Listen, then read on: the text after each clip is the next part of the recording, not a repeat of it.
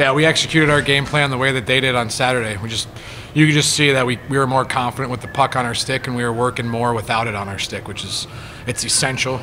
We got the first goal as well, which was a key for us. So just a better overall effort with determination and a little bit more desperation from our group also. You know, you go to November, Shane Harper.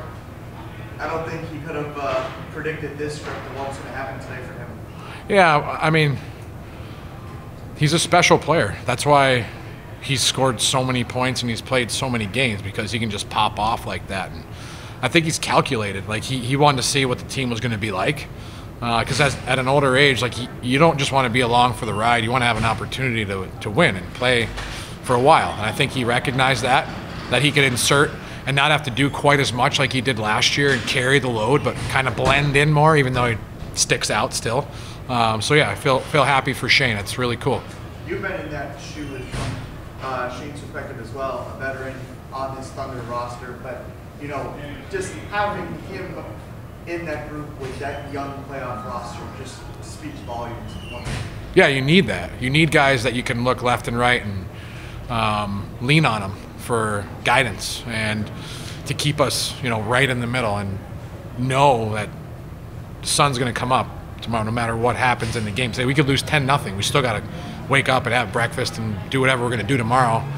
You win 10-0. It's not going to be any easier. It's probably going to be way harder, right? So, yeah, experience is everything in life, right? Having just won a couple of games there a couple of weeks ago, it's like, you know, a little confidence. We'll be able to get one up there. Those two games that give you a little confidence going back up. I mean, sure. I don't look into that too much, because we play in our division so many times. Lots of things can happen, but for us, it's all the tight games we've played, and we're comfortable playing those games. We played 25 overtime games in the regular season.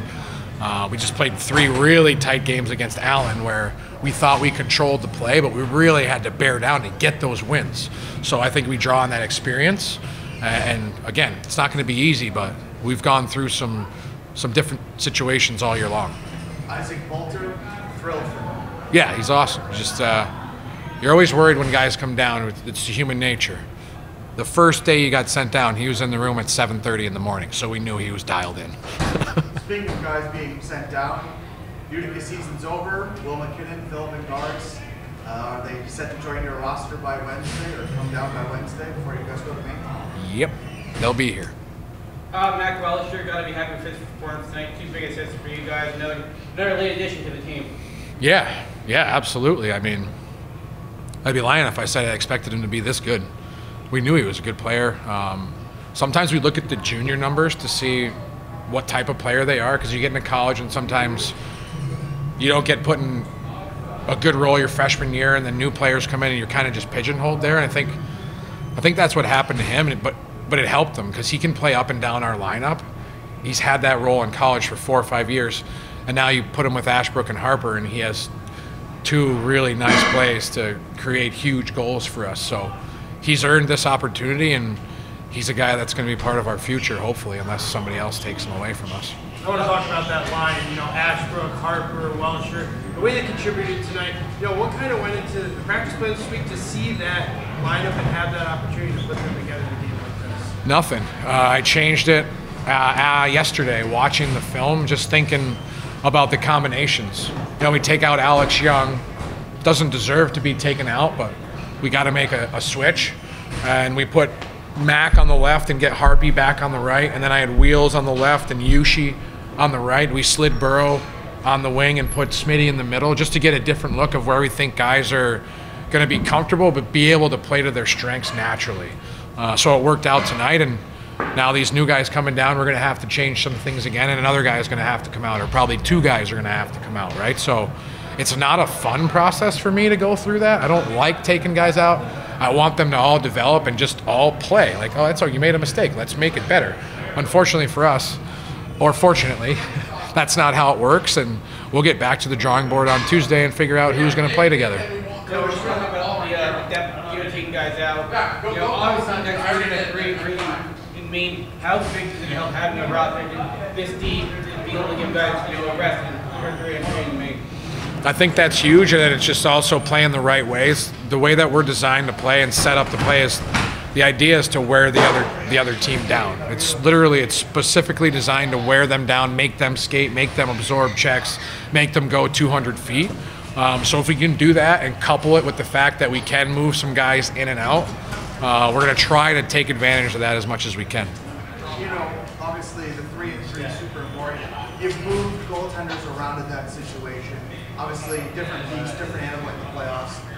Colts are going to run game after game 3, and then you kind of evaluate from there. Poltz, Broads, Poltz. Probably be how it goes, regardless of how Poltzy plays. Got to manage him a little bit, and Broads certainly deserves to get back in the net. So the plan is Poltz, Broads, Poltz. A guy that wasn't on the score sheet tonight, but he was flying all over the ice, was Yujiro Morano. The good news is Utica's not calling him up tomorrow because the season's over.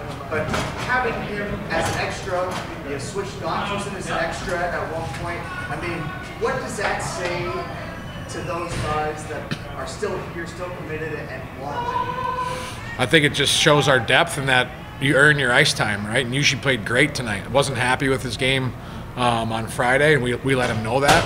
And I think he responded properly tonight. And you keep playing like that, you're going to end up producing, right? The hockey gods are real, and they're going to reward you the more right things you do as it pertains to team choice.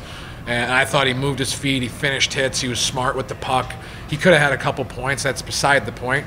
But when he's going like that and everybody sees it, he's a catalyst for our team. And then, you know, another guy that we didn't see on the score sheet, but able to come back down for you guys, Andre Gantuz. How big is it just to have a guy get up there, get some experience, and then come back down here and play in a meaningful playoff game? Yeah, I mean, that's why he's here, right? He wanted to come and chase a championship in the springtime. He's a guy that we were after for almost 2 years, and yeah, it's good for them to get that confidence. The hard part is when you're going up and down, they're so different. The leagues are so different. This league's harder to play in than the American League in ways. It's not a better league, but it's harder to play in because not everyone's as smart. Not everyone's as crisp.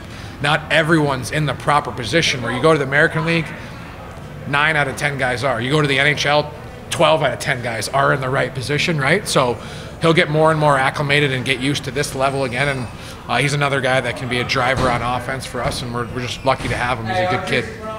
You know, Brian Conroy didn't have the greatest game on Friday, but I feel like he responded in a good way after, you know, having a day off and being able to reach. Yeah, he's awesome. He plays on his toes. He plays a lot for us, both special teams, 5-on-5. We moved the D pairings around a little bit so we could get Felix and Vandaliste out there a little more and let Conroy focus on some more special teams and not play quite as many 5-on-5 minutes. But yeah, you can see it. He's kind of like Alex Wall when we had him here, but I actually think he's a better player because he's a better defender, and he's got that element of toughness to him. So, yeah, we're lucky to have found him.